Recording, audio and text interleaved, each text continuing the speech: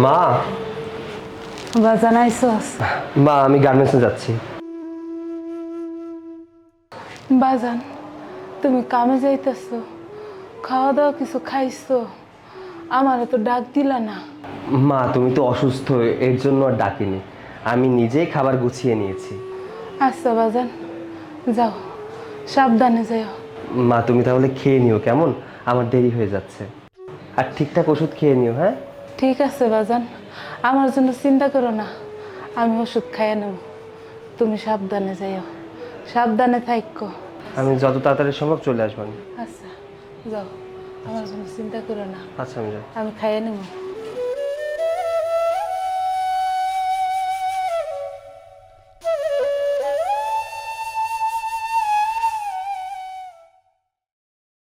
বাবা, আমাকে 5,000 টাকা দাও তো।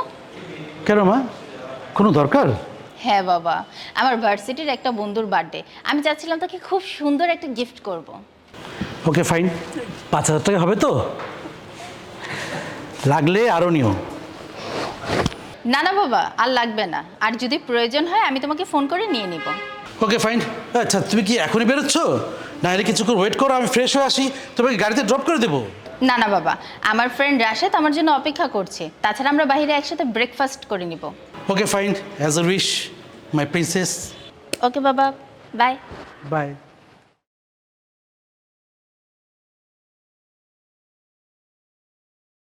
ওহ ড্যাম ইট, আমি আর কখনো সিএনজিতে উঠবো না। সিএনজির মধ্যে কেমন সাউন্ড আর পলিউশন, বাইরে থেকে ধুলোও ঢুকছে।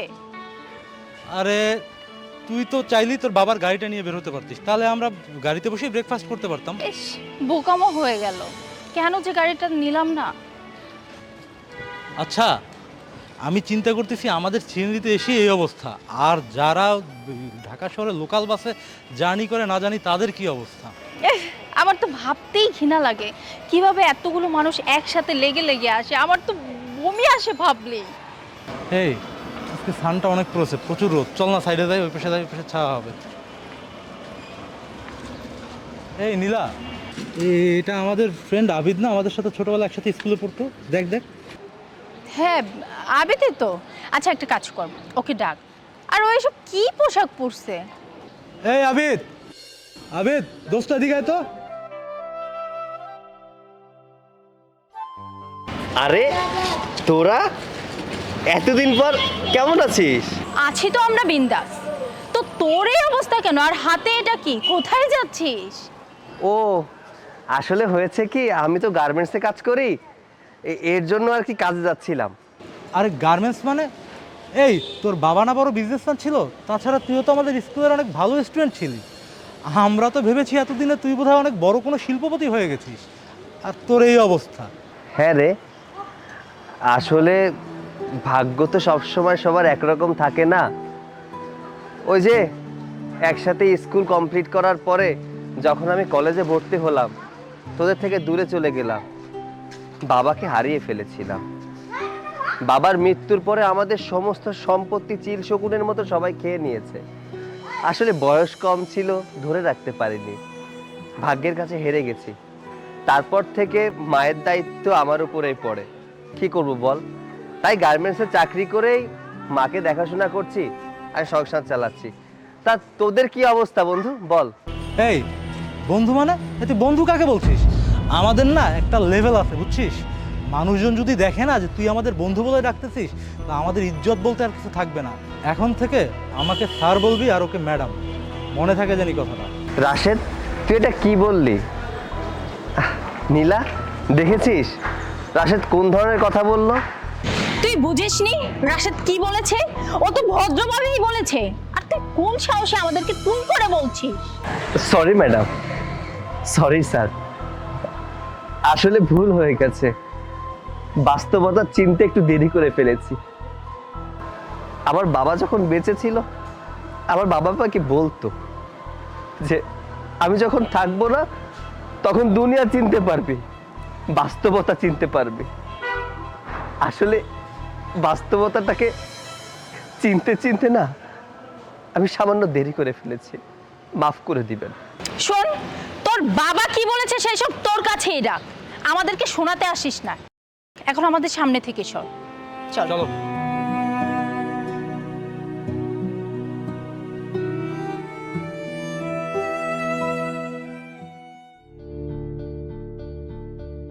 স্যার কিছু কথা ছিল।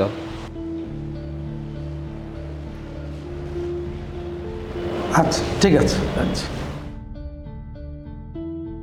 হ্যাঁ মূর্খ, দেখছিস না ফোনে কথা বলছি, কি আছে? স্যার কিছু জরুরি কথা ছিল। তোর জরুরি কথা? আচ্ছা ঠিক আছে, কি বলবি বল। স্যার আসলে আমার বাড়িতে খাবার নেই, রান্নার মতো চালও নেই, আমার মা খুব অসুস্থ।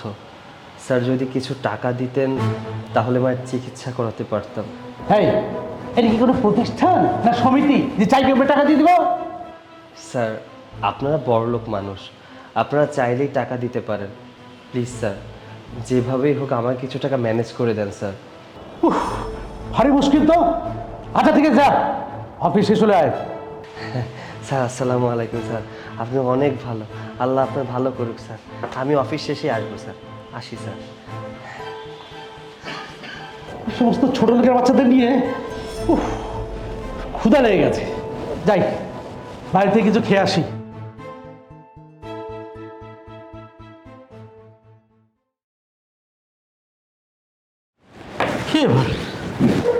জেনারেটর গেল। আবিদ, হ্যাঁ আবিদ, এই তোর কি জেনারেটর চালু করিস নি?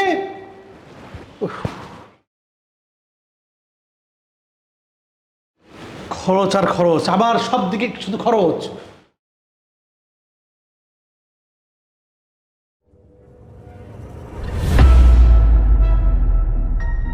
এবার ড্রয়ারে তো আমি 1 লাখ টাকা রেখেছিলাম, টাকাটা কোথায়?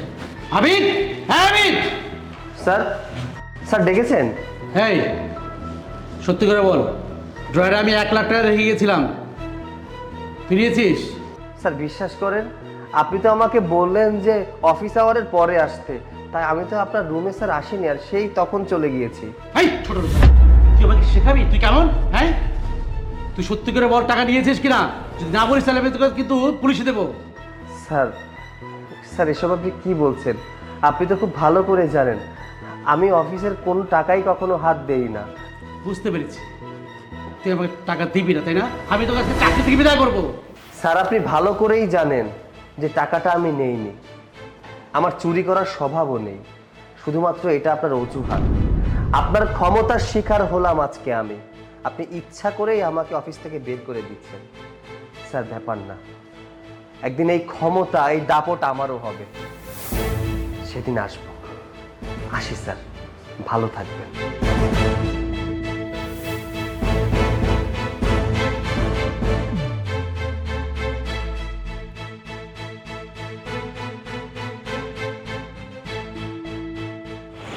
আরে মিস্টার ন্যাশনাল গরি, এইখানে কি চাকরি করতে আসছিস?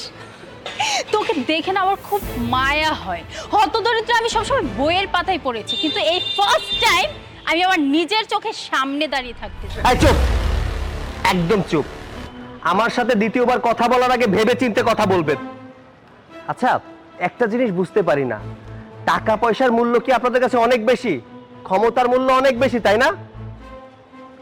আমার বাবা যখন বেঁচে ছিল আপনাদের মতো 2-4টা বড় লোক আমার বাবার পকেটে থাকতো। এখন কোণঠাসা হয়ে পড়েছি বলে যা মন চায় তাই বলবেন? হ্যাঁ, ঠাট্টা করবেন আমাকে নিয়ে?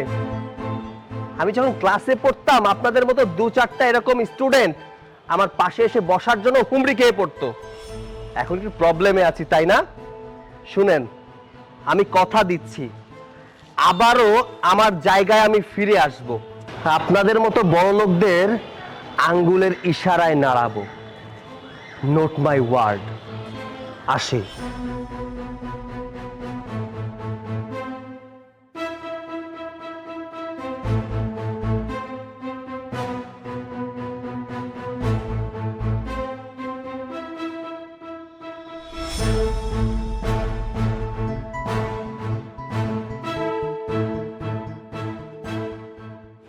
বাবা, আবিদ তোমার অফিসে কি করছে? কেন রে, তুই ওকে চিনিস নাকি?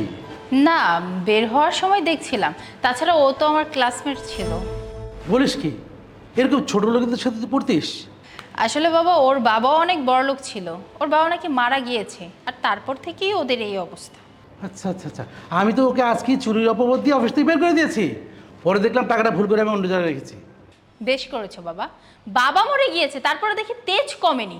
ওদের মতো ছোট লোকদের সাথে এরকম হওয়াটাই উচিত। নে বাবা, ভাত খেয়ে নে। দাও।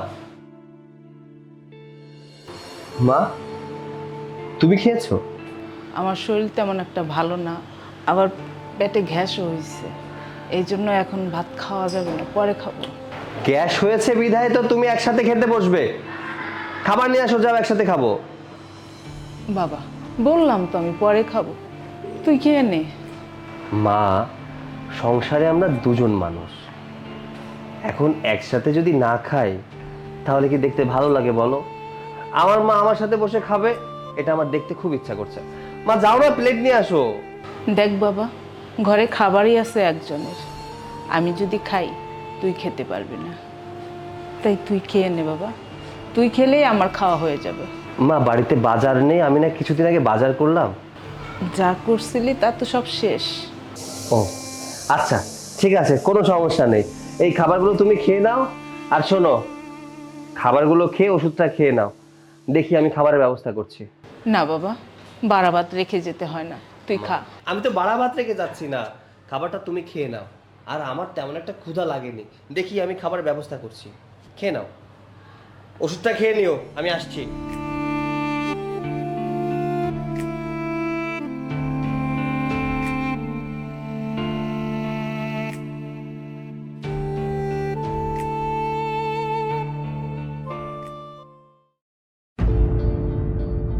কিরে মা, এমন মন খারাপ করে বসে আছিস কেন?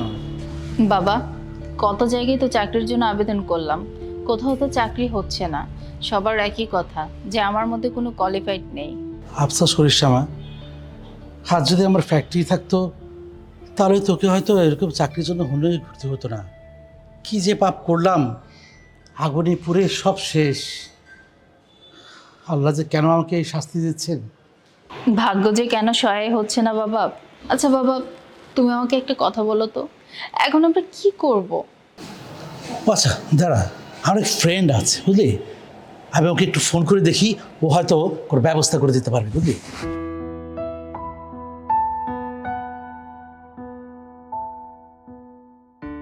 হ্যাঁ খলি, হ্যাঁ কেমন আছিস বন্ধু?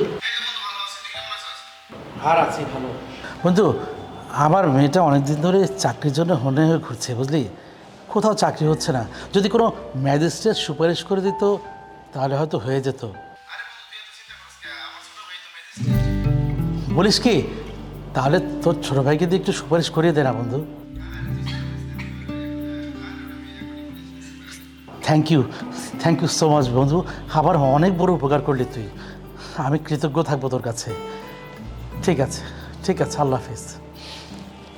হয়ে গেল মা।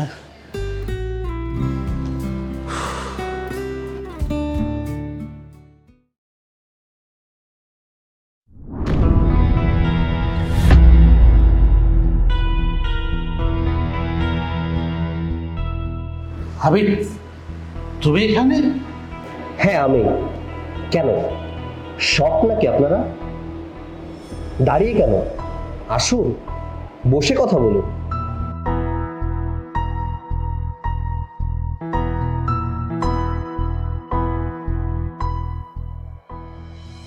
তাহলে তুমি ম্যাজিস্ট্রেট? বিশ্বাস হচ্ছে না, রাইট? এটাই তো বলবেন? বিশ্বাস না হওয়ারই কথা। খলিল স্যার আপনাদের ছবি দেখালে আপনাদের চিনে ফেলেছিলাম, ভেবেছিলাম মুখের উপরে না করে দেই, বাট কেন করিনি জানেন? শুধু স্যারের অসম্মান হবে এই কথা ভেবেই আপনাদের না করিনি। ভাবলাম আপনাদের অফিসে ডেকেই নেই, কিছু কথাও বলা হয়ে যাবে। আবির, আমি জানতাম তুই একদিন অনেক বড় হবি। How dare you! সাহস কি করে হয় আমার নাম ধরে বলার? কথাটা মনে আছে? ঠিক সেম কথাটা গত 5 বছর আগে তুমি আমাকে বলেছিলে।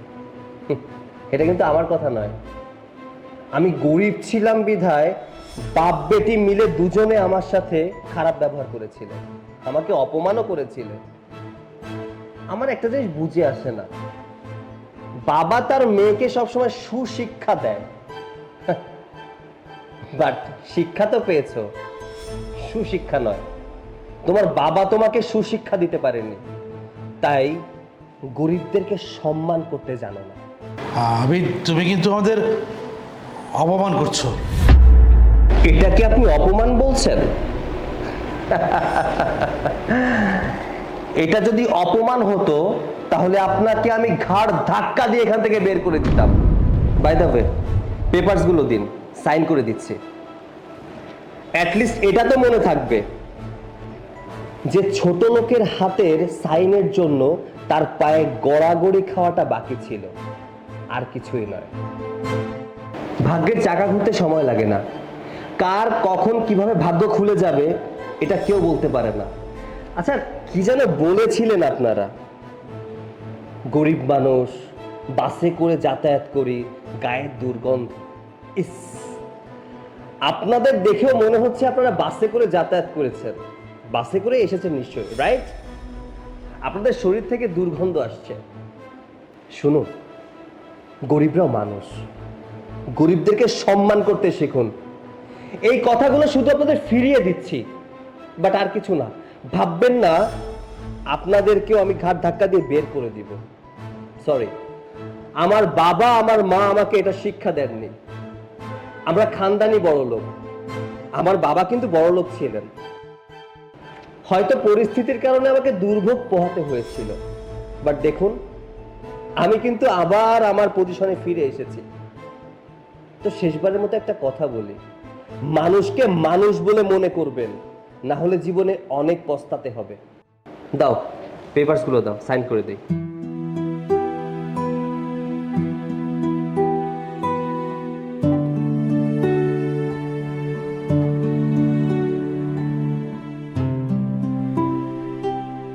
নিন। আর হ্যাঁ নীলা, যাবার বলে একটা কথা বলে যাই, কাউকে কখনো তার পোশাক দেখে বিচার করবে না, কারণ কার কখন কিভাবে সময়টা বদলে যাবে কেউ জানে না।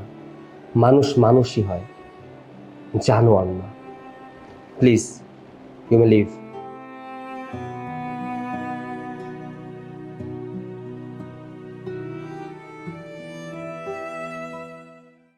সর্বপ্রথম নির্ভুল পরিমাণে দেখিয়েছিলেন এক সৌর বৎসরের। আই রিকশা, চল ডি ব্লক রোড নাম্বার 5 এ যাব। ম্যাডাম, আমি এখন যাব না, আপনি অন্য রিকশা নিয়ে চলে যান। এই যাবি না মানে? কি সমস্যা তোর? আমার লেট হয়ে যাচ্ছে, তাড়াতাড়ি চল তো। আরে কি ব্যাপার, হা করে তাকিয়ে আছিস কেন?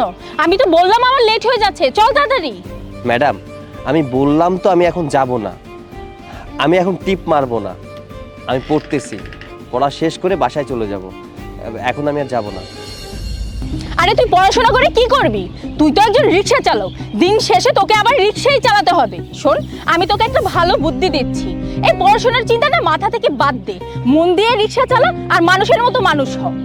কেন ম্যাডাম, আমি রিকশা চালিয়ে খাই বলে কি পড়াশোনা করতে পারবো না, নাকি আমার কোনো অধিকার নেই? হ্যাঁ পারবি, কিন্তু পড়াশোনা করে কি হবে বল? তুই তো আর বড় কোনো অফিসার হতে পারবি না, সেই তো তোকে রিকশা চালিয়েই খেতে হবে। দেখুন ম্যাডাম, আমার মা আমাকে সবসময় বলে আমি একজন ভালো স্টুডেন্ট, আর এমনিতে আমি ভালো স্টুডেন্ট। আমার মায়ের দোয়া থাকলে একদিন আমি অনেক বড় অফিসার হতে পারবো। ভূতের মুখে রাম রাম, ও নাকি পড়াশোনা করে শিক্ষিত হবে। আরে তুই যদি পড়াশোনা করে বিসিএস ক্যাডার হস, তাহলে ভালো মানুষরা কি করবে? ভালো মানুষগুলো তো তাহলে রাস্তায় পড়ে থাকবে। হায় আল্লাহ, আজকে কার মুখ দেখে যে আমি রাস্তায় বের হয়েছি, যে তোর মতো একটা পাগলের সাথে আমার দেখা হয়ে গেল। যাই হোক, তোর মতো পাগলের সাথে কথা বলে না আমি আমার মূল্যবান সময়টা নষ্ট করতে চাই না। আচ্ছা, রিকশা চালকরা কি মানুষ না? তাদের কি স্বপ্ন থাকতে পারে না? তাদের স্বপ্ন কি পূরণ হতে পারে না? আপনাদের চিন্তাধারায় শুধুমাত্র একটা জিনিস কেন আসে, যারা বড় লোক তারাই পড়াশোনা করতে পারে, যারা গরিব তারা পড়াশোনা করতে পারে না? শুনুন, প্রত্যেকটা মানুষেরই পড়াশোনা করার অধিকার আছে, এই অধিকার থেকে কেউ বঞ্চিত করবেন না প্লিজ। আচ্ছা, আপনারা কি গরিব বড় লোকদের এক কাতারে দাঁড় করাতে পারেন না? দেখ, সব মানুষকে যদি এক কাতারেই ফেলি তাহলে তো মানুষের মধ্যে কোনো ভেদাভেদই থাকবে না, আর কে গরিব আর কে বড় লোক সেটাও তো বোঝা যাবে না। আচ্ছা ধর, তুই পড়াশোনা করে বিসিএস ক্যাডার হবি, তাহলে আমরা রিকশাওয়ালা কোথায় পাবো? রাস্তায় তো কোনো রিকশাওয়ালাই থাকবে না। তার মানে আপনাদের কথা অনুযায়ী যারা রিক্সা চালায় তারা রিক্সাই চালাবে সারা জীবন, আর যাদের কাছে টাকা আছে, যারা বড় লোক, তারা বিসিএস ক্যাডার হতে পারবে। কেন রিক্সাওয়ালারা কি বিসিএস ক্যাডার হতে পারে না? তারা কি অনার্স মাস্টার্স কমপ্লিট করতে পারে না? অবশ্যই পারে। শুধুমাত্র আপনারা ভ্রান্ত ধারণার মধ্যে আছেন। যারা রিক্সা চালায় তারা পড়াশোনা করতে জানে না, তারা বড় কিছু হতে পারে না। ম্যাডাম, আপনার হাতে ধরি পায়ে ধরি, দয়া করে আমার এই স্বপ্নগুলোকে নিয়ে হাসি তামাশা করবেন না। দেখুন, আমার স্বপ্ন আছে আমি অনেক বড় অফিসার হব। আমার যদি কপালে থাকে তাহলে কেউ ঠেকাতে পারবে না। শোন, আমি যে তোর সাথে দাঁড়িয়ে রাস্তায় কথা বলছি না, এটাই তোর সাত কপালের ভাগ্য। আমি যে পজিশনে আছি এটা তুই 20 বছরে আসতে পারবি কিনা সন্দেহ আছে। শুনুন, কথা বলতে যোগ্যতার প্রয়োজন হয় না, প্রয়োজন হয় সাহসের। যে সাহসটা আমার ভেতরে আছে, আর সত্য কথা বলতে আমি কখনো ভয় পাই না। তো বিসিএস ক্যাডার সাহেব, আপনি রিকশায় বসে বিসিএস ক্যাডার হওয়ার স্বপ্নটা দেখেন। আপনার এই রিকশায় না আমি যাব না। আমাকে নিয়ে যে যাই বলুক না কেন, আমাকে নিয়ে যত মজা করার করুক, আমাকে পাগল বলুক, তবুও আমি আমার স্বপ্ন পূরণে পিছপা হব না। আমি আমার স্বপ্ন পূরণের জন্য যা করা লাগে আমি তাই করব।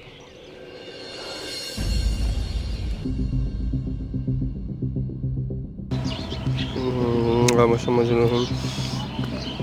কি বিসিএস ক্যাডার, কেমন আছিস? তোকে দেখে তো মনে হচ্ছে ভালোই আছিস, না হলে এরকম পায়ের উপর পা তুলে বসে বসে বই পড়তি? কি ব্যাপার, আপনি আবার আমার সামনে এসেছেন? জানিস, জীবনে না অনেক ছোট লোক দেখেছি, কিন্তু তোর মতো ছোট লোক না আমার জীবনে আমি আর একটাও দেখিনি। যেভাবে বসে বসে পায়ের উপর পা তুলে বই পড়ছিস, ভাব দেখলে আর বাঁচি না। হ্যাঁ, আমার ভাব আছে, তাই পায়ের উপরে পা তুলে পড়ছি। আপনার মতো এরকম বাপের টাকায় চলছি না, নিজে কষ্ট করে পরিশ্রম করে তারপরে খরচ করি। আপনারা কি করেন? নিজে ইনকাম করার কোনো মুরদ আছে আপনাদের? নাই, 1 টাকাও তো ইনকাম করার ক্ষমতা নাই। চলেন তো বাপের টাকায়। এত বড় বড় কথা কোত্থেকে আসে আপনাদের? শুনেন, আগে নিজে কষ্ট করে ইনকাম করবেন, তারপরে মানুষকে অপমান করার চেষ্টা করবেন। বুঝতে পারছেন? এই, তোর কত বড় সাহস, তুই আবার মুখে মুখে কথা বলছিস? আর তুই আমাকে কি বললি যে আমি দনের দুলালি, মানুষকে মানুষ বলে আমি মূল্য দিতে জানি না? আমার তো ইচ্ছে করছে তোকে আমি থাপ্পড় মেরে তোর 32টা দাঁত আমি ফেলে দিই। তোকে আমি কিচ্ছু বলতেছি না দেখে তুই আমার মাথায় চড়ে গেছিস। তুই জানিস আমি কে? আমার বাবাকে? আমার বাবা হচ্ছে এই এলাকার রানিং এমপি। আমি যদি চাই না, কালকে থেকে তুই এই জায়গায় রিক্সা নিয়ে দাঁড়াতে পারবি। পুলিশকে দিয়ে তোকে আমি জেলের ভাত খাওয়াবো, আর লোকজন দিয়ে তোর এই রিক্সা আছে না, সেটা আমি পুড়িয়ে ফেলতে পারবো। আচ্ছা ম্যাডাম, আমি একটা জিনিস বুঝতে পারছি না, আপনি শুধু শুধু আমার সাথে এমন কেন করছেন? আচ্ছা, আমি তো এখানে বসে বসে পড়ছি, আপনার তো কোনো ক্ষতি করছি না। আপনি নিত্যদিন প্রতিদিন এসে এসে আমার সাথে এমন খারাপ ব্যবহার করছেন কেন? অন্য কোনো রিক্সা নেই? দেখুন, আমার বাসায় পড়াশোনা করার মতো পরিবেশ নেই, তাই আমি রাস্তায় এসে পড়াশোনা করি। তাহলে আপনার সমস্যাটা কোথায়? আমি তো এটা বুঝতে পারছি না। আমার প্রতি কেন আইনি নিষেধাজ্ঞা আসতে হবে? কেন আইনি ব্যবস্থা নিতে হবে বলেন? আমি আপনার কোনো ক্ষতি করেছি? আমার তো মনে হয় না যে আমি আপনার কোনো রকম কোনো ক্ষতি করেছি। তাহলে কেন আমার সাথে এমন খারাপ ব্যবহার করছেন? ম্যাডাম, আপনার কাছে হাত জোর করে বলছি, দয়া করে আপনি এখান থেকে চলে যান। আপনি যেটা করছেন একদমই ঠিক করছেন না। কোনটা ঠিক আর কোনটা ভুল সেটা আমি খুব ভালো করেই জানি। সেটা আমার তোর মতো ফকিন্নির কাছ থেকে শিখতে হবে। আমি যদি তোকে কখনো এই এলাকাতে দেখি না, সেই দিনে হবে তোর জীবনের শেষ দিন। আপনার পরিবার যদি আপনাকে সঠিক শিক্ষা দিত, তাহলে কখনো রিক্সাওয়ালার গায়ে হাত দিতেন না আপনি। তোর কত বড় সাহস, তুই আমার পরিবার নিয়ে কথা বলেছিস? যত বড় মুখ নয় তত বড় কথা। ফকিন্নির বাচ্চা, তোকে আমি দেখে ছাড়বো।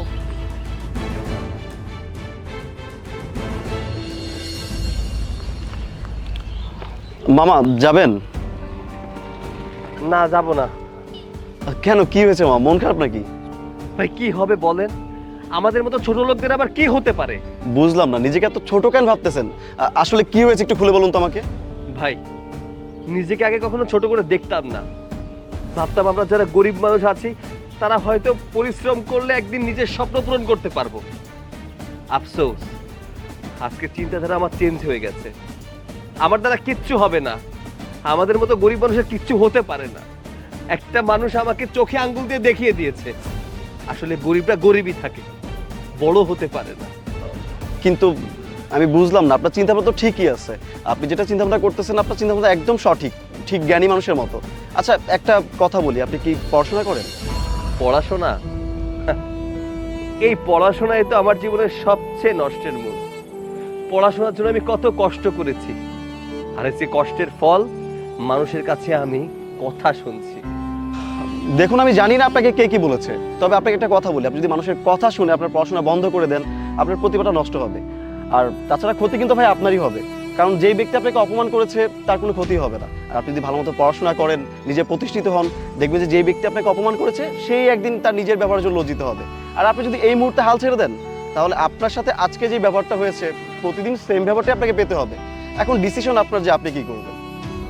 আমি আর কি করব স্যার, আমি তো গরিব ছোট লোক, এত স্বপ্ন দেখেছি জীবনে, কিন্তু এই স্বপ্ন পূরণ করার মতো ক্ষমতা আমার নেই। জীবনে খুব ইচ্ছা ছিল পড়াশোনা শেষ করব, মানুষের মতো মানুষ হব, বড় অফিসার হব, কিন্তু সেই সুযোগটা হয়তো আর কখনোই হবে না। স্যার আপনি যে কথাগুলো বলছেন 100% সত্য কথা বলছেন, আপনার কথায় আমি জোর ফিরে পাচ্ছি। স্যার আমার জীবনে যে স্বপ্নটা ছিল হয়তো হয়তো পূরণ হবে স্যার। ইনশাল্লাহ আপনি বিসিএস ক্যাডার হতে পারবেন যদি আপনার লক্ষ্য অটুট থাকে আর আপনি পরিশ্রমী হন। আর জানেন কি, প্রকৃত মানুষ তারাই হয় যারা মানুষকে সম্মান করতে জানে, যারা মানুষের ভালো চায়, খারাপ না। হ্যাঁ স্যার, আপনি সত্য কথা বলেছেন, আর আপনাকে অসংখ্য ধন্যবাদ। আপনি যদি সময় মতো না আসতেন হয়তো আমি এই শীটটা ছিঁড়ে ফেলতাম, পড়াশোনার উপরে আমার বিশ্বাসটা উঠে যেত। Thank you sir, thank you so much. কোথায় যাবেন স্যার আপনি? আমি একটু সামনে যাব। আচ্ছা চলুন আপনাকে এগিয়ে দিই।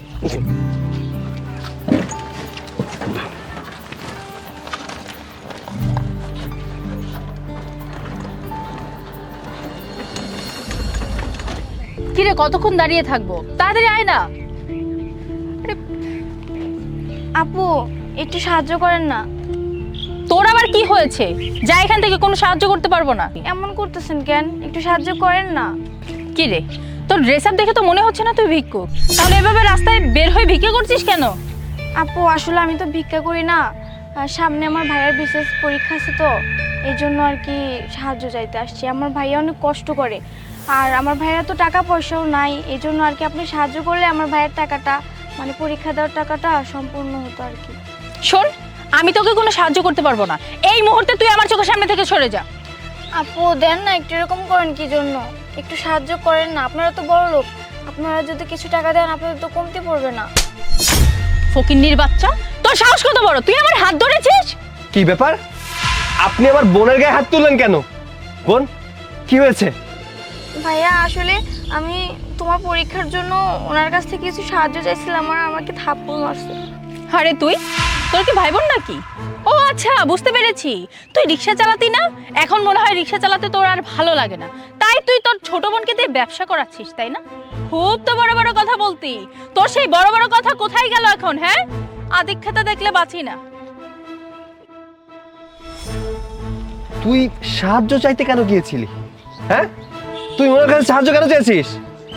ভাইয়া তোমার কষ্ট তো আর আমার সহ্য হয় না, তাই ভাবলাম যে মানুষের কাছে যদি কিছু সাহায্য আনতে পারি তাহলে তোমার অনেক উপকার হবে, এবং তোমার বিসিএসের টাকাটা অনেক সহজেই হয়ে যাব। আর ভাইয়া তোমার মনে নাই মায়ে কি কইছিল? মা মা মা কি হয়েছে তোমার?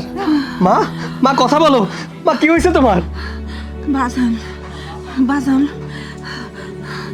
শোন বাজান, আমারে তুই কথা দে,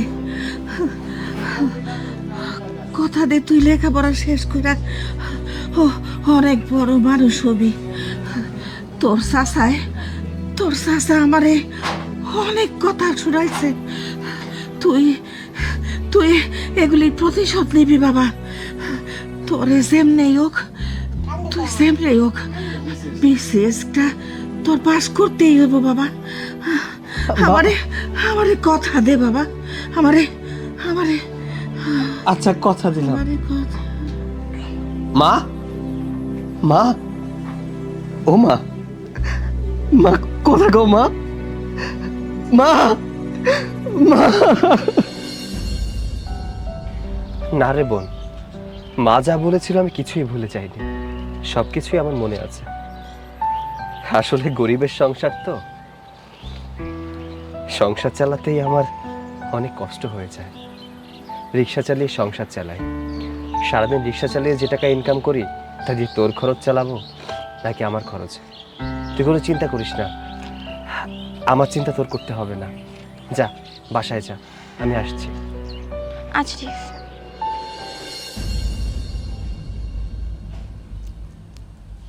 হ্যালো, আসসালামু আলাইকুম। জি ওয়ালাইকুম আসসালাম।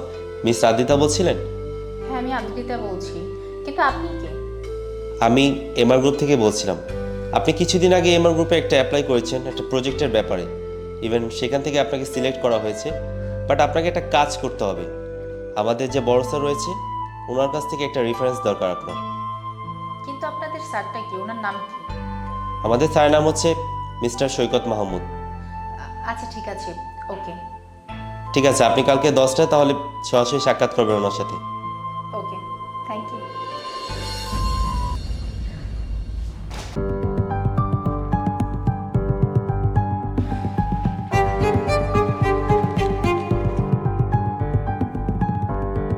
স্যার, আমার এই ডকুমেন্টটাতে একটা সাইন করতে হবে।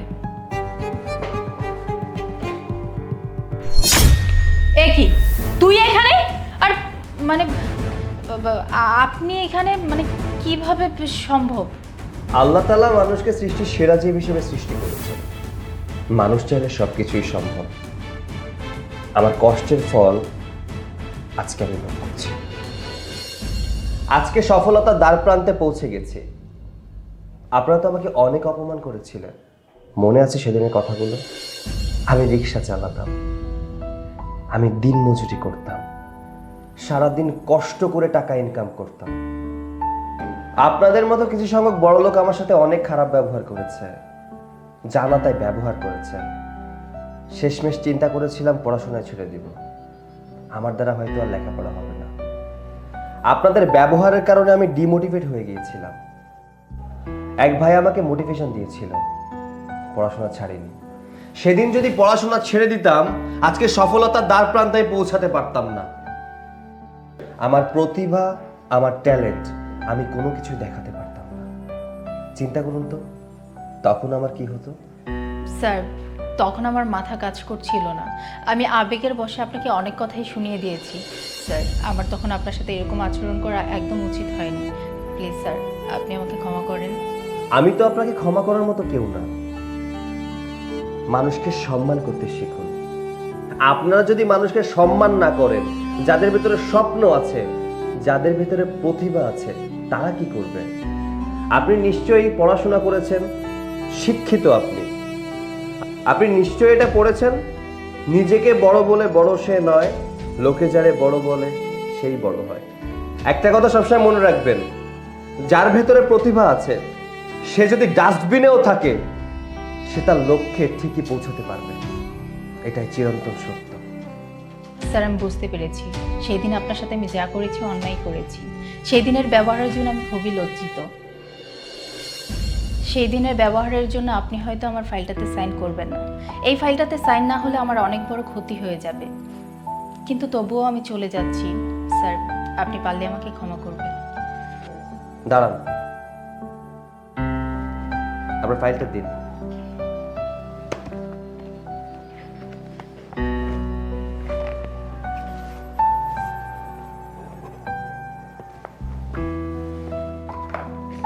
নিন। আপনি ভাববেন না এটা করুণা করে করেছি, এটা আমার দায়িত্ব, তাই সাইনটা করে দিয়েছি। আমি চাইলেই আপনার ফাইলে সাইন না করতে পারতাম, কিন্তু কেন করেছি জানেন? কারণ আমি চাই না আমার জন্য আপনার কোনো ক্ষতি হোক। ঠিক আছে, আপনি আসতে পারেন।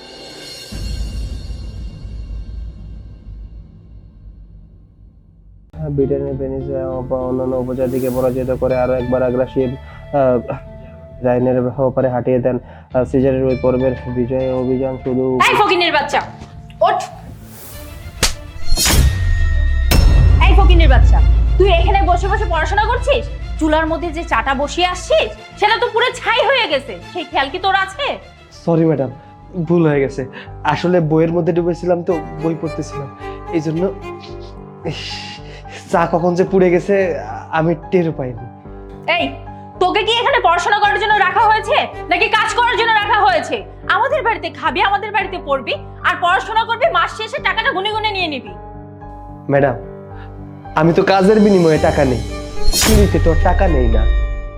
আমার স্বপ্ন বিসিএস ক্যাডার হবো, এর জন্যই তো বই পড়তেছিলাম। কি বললি তুই? বিসিএস ক্যাডার হবি? শোন, বিসিএস ক্যাডার হতে গেলে না যোগ্যতা প্রয়োজন হয়। সেই যোগ্যতা তোর আছে? মানুষের বাড়িতে কাজ করে খাস আর এত বড় বড় স্বপ্ন দেখি। শোন, তোদের মতো ছোট লোকরা না এত বড় বড় স্বপ্ন দেখা না মানায় না। এই স্বপ্ন বড় লোকদের স্বপ্ন। আর হ্যাঁ, তোর বাপ দাদারা তো মানুষের বাড়িতে কাজ করতো, আর তুইও এখন কাজ করছিস। আর তোরা না এটাই করতে থাকবি, আর এটাই হচ্ছে তোদের কাজ।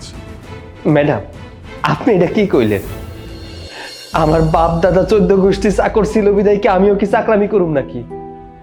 মানতাছি অহন আমি চাকরামি করতেছি, কিন্তু আমার তো একটা স্বপ্ন আছে। আমি সেই স্বপ্ন নিয়ে সামনের দিকে আগাই যাইতেছি। আমি ঠিকঠাক পড়াশোনা করতেছি। সামনে আমার পরীক্ষা, আমি পরীক্ষা দিয়ে বড় অফিসার হব।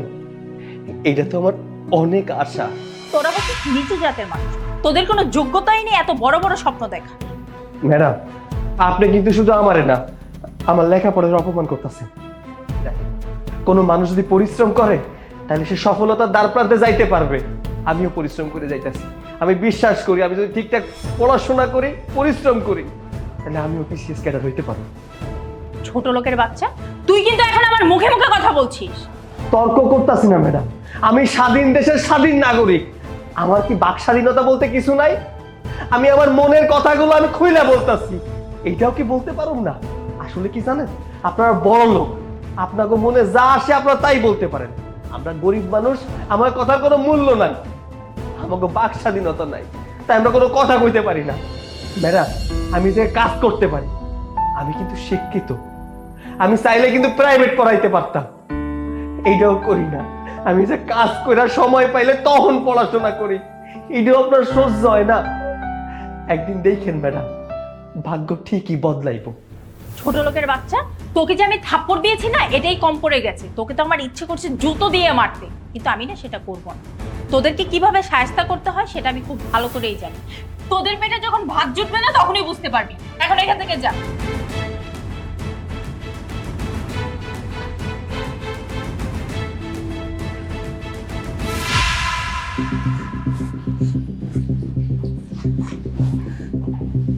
কি ব্যাপার, তুমি কান্না করতেছো কেন?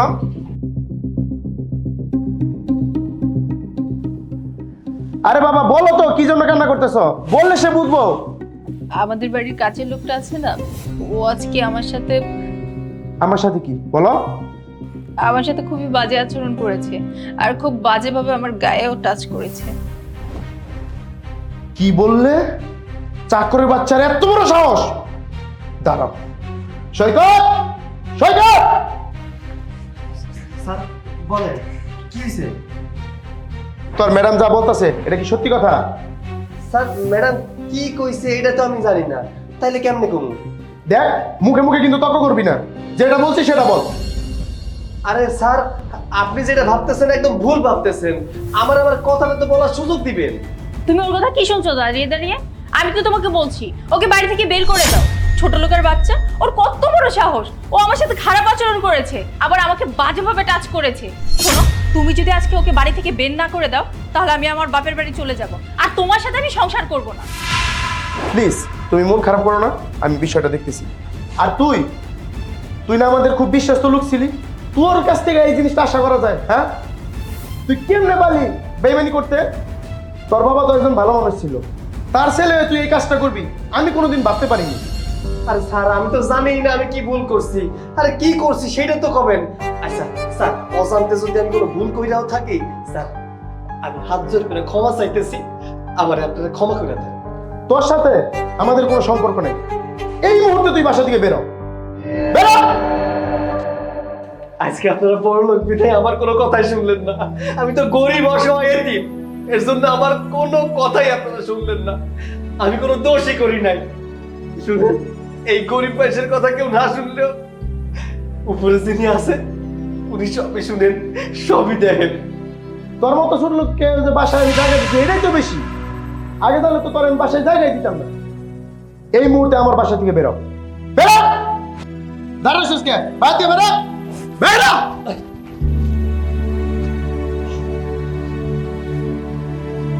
এবার কান্নাটা থামাও। ওরা তো আমি বাসা থেকে বের করে দিছি, তাই না? আমি ওর তোমার কাছে ক্ষমা দিতেছি।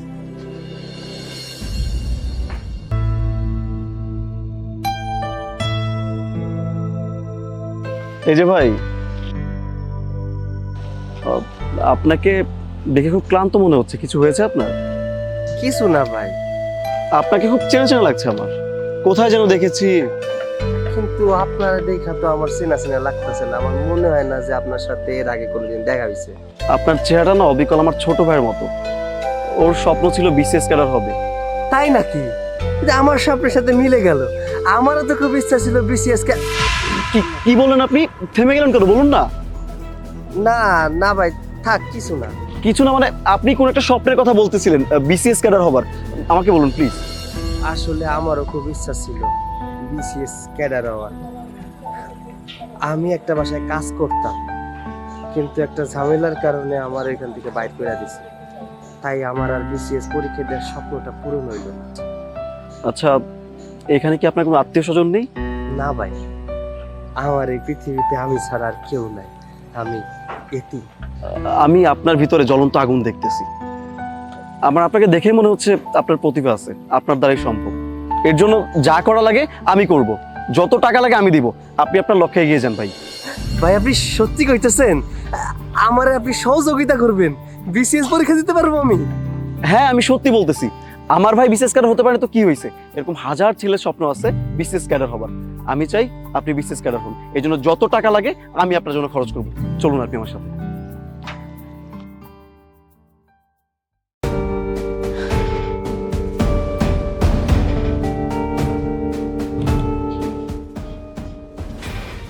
কি ব্যাপার, তুই এখানে? তুই নয়, আপনি করে কথা বলুন। এটা আমার অফিস, এটা আপনার বাসা নয়। ওই দিনটা ছিল আপনাদের, আজকের দিনটা আমার। আমি গরিব ছিলাম, আপনাদের বাসায় কাজ করতাম বিদায় আমাকে বাসা থেকে বের করে দিয়েছে। ইনফ্যাক্ট আমাকে বদনাম দিয়ে বাসা থেকে বের করে দিয়েছে। আরে স্যার, আপনার তো বোঝা উচিত ছিল, আপনি তো বাড়ির মালিক ছিলেন, তাই না? আপনি আমাকে কিভাবে বের করে দিলেন? আরে যাচাই বাছাই তো করতে পারতেন যে কে দোষ করেছে আর কে দোষ করেনি। আপনি কোনো যাচাই বাছাই করেন। আপনি সরাসরি আপনার স্ত্রীর কথা শুনে আমাকে বাড়ি থেকে বের করে দিয়েছেন। এখন আপনার স্ত্রী আপনার পাশে দাঁড়িয়ে আছে। জিজ্ঞাসা করুন সেদিন দোষটা কার ছিল, আমার নাকি আপনার ওয়াইফের? হ্যাঁ, উনি যা বলছে একদম সত্যি বলছে। সেদিন ওনার কোনো দোষ ছিল না। আসলে সব দোষ আমার। যা করেছি আমি করেছি, ভুলটা আমারই ছিল। উনি যেভাবে পড়াশোনা করতো বই নিয়ে, এটা আমার সহ্য হতো না। আমার খুবই হিংসে হতো। তাই আমি ওনাকে বাড়ি থেকে বের করার জন্য এরকম একটা অপবাদ দিয়েছিলাম। প্লিজ তুমি আমাকে ক্ষমা করো। আপনি প্লিজ আমাকে ক্ষমা করে দিন। আপনি যে ভুল করেছেন তার কোনো ক্ষমা নেই। আপনার এই ভুলের মাসুল তো আপনাকে দিতেই হবে। শুনুন, আপনি এখানে এসেছেন, আপনাকে আমি সাহায্য করব না এটা আপনি ভাববেন না। কারণ আগেও আপনাদের বাড়ির কাজের লোক ছিলাম, আপনাদের সাহায্য করেছি, আজও আপনাদের সাহায্য করব। আমি আগেও বলেছি, এখনো বলছি, যাদের কাছে শুধুমাত্র টাকা পয়সা আছে তারাই বড় লোক নয়। বড় লোক প্রকৃতপক্ষে তারাই যারা বিপদে মানুষের পাশে এসে দাঁড়ায়। আপনি যে আপনার ভুল বুঝতে পেরেছেন, এটাই অনেক কিছু। ঠিক আছে, আপনাদের কাজ হয়ে যাবে, আপনারা আসতে পারেন। চলো।